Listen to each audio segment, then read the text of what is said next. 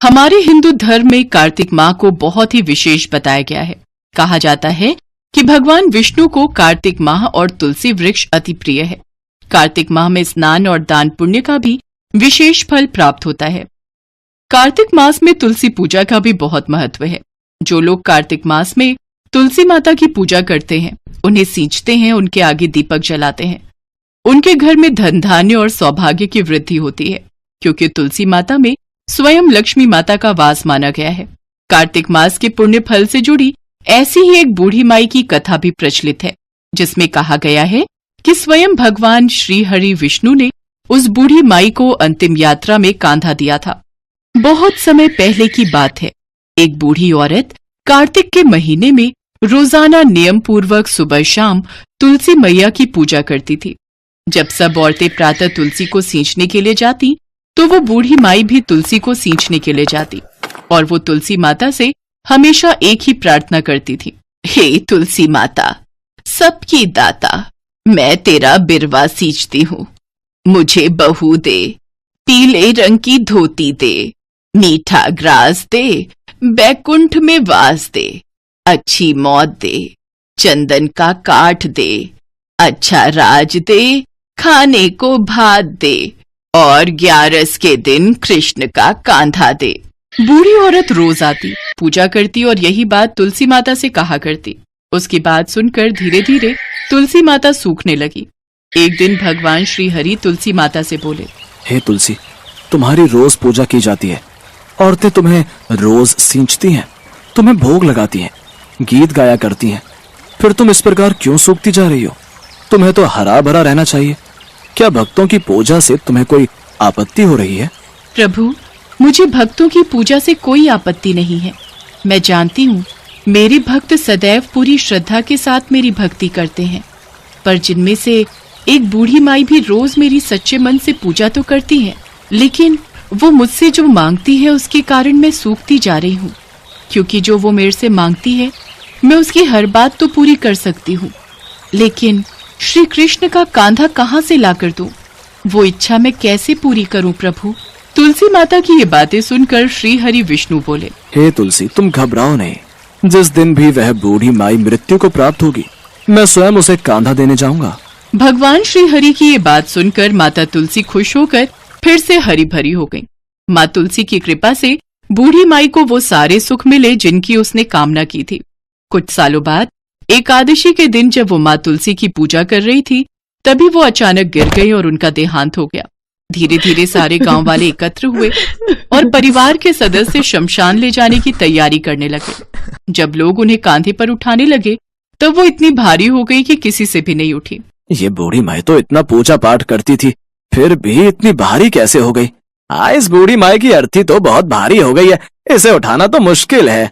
लोगों ने बहुत प्रयास किया पर उसे उठा ना सके। तब सबने उसे पापिन कहना शुरू कर दिया।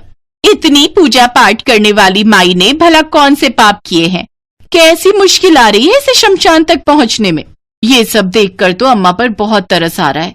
बेचारी जीते जी इतनी पूजा पाठ करने वाली के साथ आज अंतिम विदाई में न जाने इसकी अर्थी इतनी भारी क्यों हो गई कि जमीन से उठाना भी मुश्किल हो रहा है।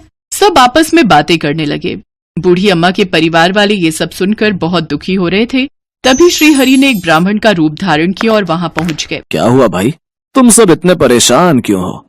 ब्राह्मण देवता, परेशानी की तो बात ही है। इन बूढ़ी माई को शमशान ले जाने का समय आ गया है, पर इन्हें उठाना बहुत मुश्किल हो रहा है, अर्थी भारी हो गई है। हे ब्राह्मण देवता, मेरी माँ ने हमेशा पूजा पाठ में ही अपना जीवन बिताया है, फिर ऐसी परिस्थितियां क्यों बन रही हैं कि आज इन्हें सब पापिन बोल रहे हैं? माँ जी ने सारी उम्र तुलसी माता और भगवान श्री हरि विष्णु की पूजा की है, अब वही उन्हें मोक्ष देंगे। कोई भी पूजा व्यर्थ नहीं जाती, इन बूढ़ी माई की भी पूजा व्यर्थ नहीं जाएगी। जरा मुझे भी प्रयास कर लेने दो, मुझे इनके कान में कुछ कहना है, फिर ये बूढ़ी माई उठ जाएंगी। ठीक है, आप भी कोशिश करके देख लो। लोगों को बड़ा विस्मय हुआ कि जब सारे लोग मिलकर उस बुढ़िया को हिला तक न सके, तो ये ब्राह्मण क्या करेगा? तू अपने मन की कर ले, पीतांबर की धोती ले, मीठा ग्रास ले, बैकुंठ में वास ले, चटक की चाल ले, चंदन का काठ ले, झालर की झंकार ले, दाल भात को जी और कृष्ण का कांधा ले। ऐसा कहते ही बुढ़िया का शरीर हल्का हो गया। सब लोग हैरान रह गए। भगवान श्री हरि विष्णु ने स्वयं उन्हें कांधा दिया और चंदन की लकड़ियों पर उनका दाह संस्कार किया और उन बूढ़ी माई को बैकुंठ का वास मिला। जय तुलसी मैया, जय श्री हरि विष्णु की। भैया, अब जब कंस मामा ने रथ भेजा है तो हमें तो मथुरा जाना ही होगा। अगर वो हमसे युद्ध करना ही चाहते हैं तो हमें भी ये युद्ध करने से कोई आपत्ति नहीं। अवश्य, हम युद्ध अवश्य करेंगे। सारा वृंदावन इस बात से दुखी था कि कृष्ण के चले जाने से अब गांव सुनसान हो जाएगा। कौन अब गांव में लीला करेगा? अपनी मधुर बंसी से कौन सबका विचलित मन शांत करेगा? अपने कान्हा को जाता देख सभी दुखी थे, लेकिन कृष्ण की आंखें तो बस एक ही का इंतजार कर रही थी। सभी तो यहाँ हमें विदाई देने आए हैं, लेकिन राधा हमसे मिलने क्यों नहीं आई? क्या उन्हें ज्ञात नहीं कि हम यहाँ से जा रहे हैं? क्या जाने से पहले उन्होंने हमसे मिलना जरूरी नहीं समझा? हम स्वयं ही उनके पास जाएंगे। सबकी नजरों से बचते हुए कृष्ण राधा से मिलने गए। राधे, सभी हमें विदाई देने आए हैं, लेकिन तुम नहीं आई। क्या इसकी वजह जान सकता हूँ मैं? मेरा हृदय उन सब की तरह इतना मजबूत नहीं जो अपने कान्हा को जाते हुए देख पाऊं। भले ही आप हमसे दूर जा रहे हैं, लेकिन मन से आप हमेशा मेरे साथ ही रहेंगे। मैं तो हमेशा ही तुम्हारे साथ हूँ राधे। जाने से पहले मैं आपसे कुछ मांगना चाहती हूँ। क्या आप मेरी इच्छा पूरी करेंगे? मांगो राधे, क्या मांगना चाहती हो? हमें वचन दीजिए कि हमारे हृदय में हमेशा केवल आपका ही वास रहेगा और हमारी मृत्यु से पूर्व हमें आपके दर्शन अवश्य होंगे। हम वचन देते हैं, लेकिन हम भी आपसे एक वचन चाहते हैं। कैसा वचन? हमारे जाने के पश्चात आप हमारे विलाप में एक भी आंसू नहीं बहाएंगी। हम पूरी कोशिश करेंगे। इसके बाद कृष्ण मथुरा नगरी चले गए, जहाँ पहुंचकर उन्होंने कंस के साथ साथ सभी राक्षसों का भी वध किया और साथ ही अपने माता पिता वासुदेव और देवकी को भी मुक्त करवाया। इसके बाद श्री कृष्ण ने द्वारका की ओर प्रस्थान किया, जिस कारणवश उनका नाम द्वारकाधीश भी पड़ा। कुछ साल बाद उनका विवाह रुक्मणी से और सत्यभामा से हो गया। इसके साथ ही श्री कृष्ण की 16,108 रानियां थी, लेकिन उन सब में से रुक्मणी उनकी सबसे प्रिय पत्नी थी। श्री कृष्ण से विवाह हेतु रुक्मणी अपने भाई रुक्मी के विरुद्ध चली गई थी और कृष्ण जी से भागकर शादी कर ली थी और सुखपूर्वक अपनी जिंदगी कृष्ण के साथ बिताने लगी। उधर वृंदावन में राधा का विवाह भी यादव से हो गया। अपना पत्नी धर्म निभाते हुए राधा ने अपने सभी कर्तव्य पूरे किए, लेकिन प्रेम तो वो अभी भी कृष्ण से ही किया करती थी। देखते ही देखते कई साल बीत गए। एक दिन राधा सोचती है, मैंने अपने सभी कर्तव्य पूरे किए, अब मैं अपने सभी कर्तव्यों से मुक्त हूँ, इसलिए अब मैं अपने कान्हा के पास द्वारका चली जाऊंगी। सारे कर्तव्य भली भांति पूरा करने के पश्चात राधा अपने प्रियतम की नगरी द्वारका पहुंच गई। जब कृष्ण ने राधा को देखा तो वो बहुत प्रसन्न हुए। द्वारका में राधा को कोई नहीं पहचानता था, जिस वजह से राधा ने कृष्ण से अनुरोध करके उनको अपने महल में सेविका का कार्यभार देने के लिए कहा।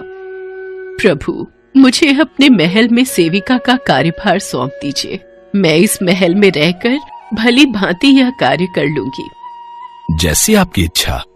राधा महल में रहकर ही अपना कार्य सही तरीके से करने लगी और मौका मिलते ही कृष्ण को चुपके से देख लिया करती थी। एक दिन अपने महल में सो रहे कृष्ण रात को नींद में कहते हैं, राधे राधे श्री कृष्ण राधे, राधे राधे श्री कृष्ण राधे। उनके मुख से राधा का नाम सुनकर रुक्मणी को बहुत बुरा लगता है। अगले दिन वो कृष्ण से पूछती है, स्वामी, आप कल सारी रात स्वप्न में राधा का ही नाम ले रहे थे, आखिर ऐसी क्या खास बात है उस राधा में? रुक्मणी, तुम एक बार राधा से मिलकर आओ, उनकी खासियत तुम्हें अपने आप पता चल जाएगी। ठीक है, फिर तो हम अभी उनसे मिलकर आते हैं। किंतु वहाँ जाने से पहले उनके लिए कुछ लेती हुई जाना। अवश्य। इसके पश्चात रुक्मणी राधा के लिए गर्म दूध का एक गिलास लेकर जाती है। राधा के महल में पहुंचने पर द्वार पर तेज प्रकाश चेहरे के साथ एक महिला खड़ी होती है। क्या तुम ही राधा हो? नहीं, मैं तो उनकी दासी हूँ। राधा तो 7 द्वार पार अपने कक्ष में आराम फरमा रही होंगी। इसके बाद रुक्मणी वो 7 द्वार पार कर राधा के कक्ष में पहुंच जाती है। अभी इन्हें सोने दीजिए महारानी, राधा कई रातों से श्री कृष्ण के नाम का जप कर रही है और इन्हें बड़ी मुश्किल से अब नींद आई है। श्री कृष्ण ने मुझे राधा से मिलने के लिए भेजा है। इतने में राधा उठकर बैठ जाती है और कहती है, कृष्ण ने मुझसे मिलने के लिए किसी को भेजा है? ये देख रुक्मणी हैरान रह जाती है। केवल श्री कृष्ण का नाम लेने भर से ही आप जाग गई? खैर, उन्होंने आपके लिए यह प्रसाद भेजा है। मेरे लिए प्रसाद? राधा बिना सोचे समझे ही वह गरम गरम दूध पी लेती है। रुक्मणी ये देखकर हैरान रह जाती है। फिर कुछ देर तक राधा से बात करने के बाद रुक्मणी वापस अपने महल में चली जाती है। रात के समय जब रुक्मणी कृष्ण जी के पैर दबा रही होती है तो वो देखती है कि उनके पैरों में छाले पड़े हुए हैं, जिसे देखकर वो हैरान रह जाती है और कृष्ण जी से पूछती है, स्वामी, आपके पाँव में ये छाले कैसे? आप कहाँ पैदल गए थे जो आपके पाँव में छाले पड़ गए? आपने गलती से राधा जी को गर्म दूध पिलाया था, जिसे राधा एक ही बार में पी गई थी, जिससे उनके हृदय में छाले पड़ गए हैं और उनके हृदय में हमेशा मेरे चरण कमल विराजमान रहते हैं, जिस वजह से मेरे पांवों में भी छाले पड़ गए हैं। आज मुझे समझ आया स्वामी कि प्रेम शरीर से नहीं हृदय से होता है, जो हमेशा राधा के हृदय में कृष्ण के चरण रूप में विराजमान रहता है। ऐसे ही कई महीने बीत जाते हैं। अब राधा कृष्ण के साथ पहले की तरह आध्यात्मिक जुड़ाव महसूस नहीं कर पा रही थी, जिससे परेशान होकर राधा सोचती है, कान्हा से मिलने के बाद मुझे वो पहले जैसे प्रेम का आभास क्यों नहीं हो रहा? मुझे वो प्रेम का आभास और जुड़ाव की कमी क्यों लग रही है? कान्हा, जो दूर होकर भी मेरे हृदय के करीब थे, आज वो इतने पास होकर भी मेरे पास क्यों नहीं लग रहे? ना जाने क्यों, पर मुझे उस प्रेम की अनुभूति क्यों नहीं हो रही, जो इतने सालों से मुझे मेरे कान्हा से अब तक जोड़कर रख रही थी। दिन रात इस दुविधा में रहने के बाद राधा ने द्वारका का वो महल छोड़ने का निश्चय किया और वहां से चली गई, और इसकी अनुभूति कृष्ण को भी हो गई और वो उसके पीछे पीछे जंगल की ओर चल दिए। राधे, क्या हुआ राधे? मैं अब इस संसार का भाग नहीं बनना चाहती कान्हा। राधे, पर तुम्हारे बिना मैं क्या करूंगा?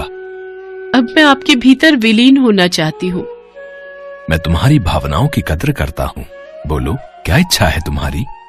कान्हा, मैं अपने आखिरी पलों में बांसुरी की वही धुन सुनना चाहती हूँ जो तुम सिर्फ मेरे लिए बजाया करते थे।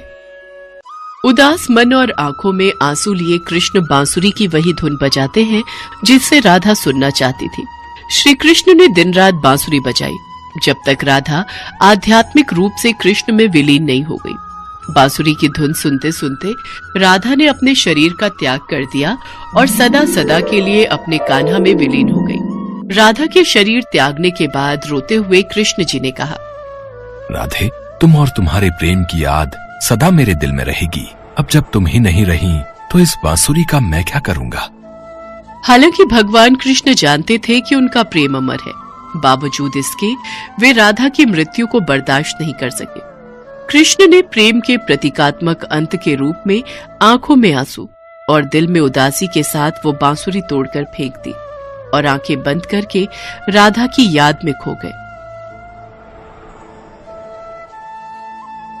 इसके बाद ताउम्र कभी उन्होंने बांसुरी नहीं बजाई।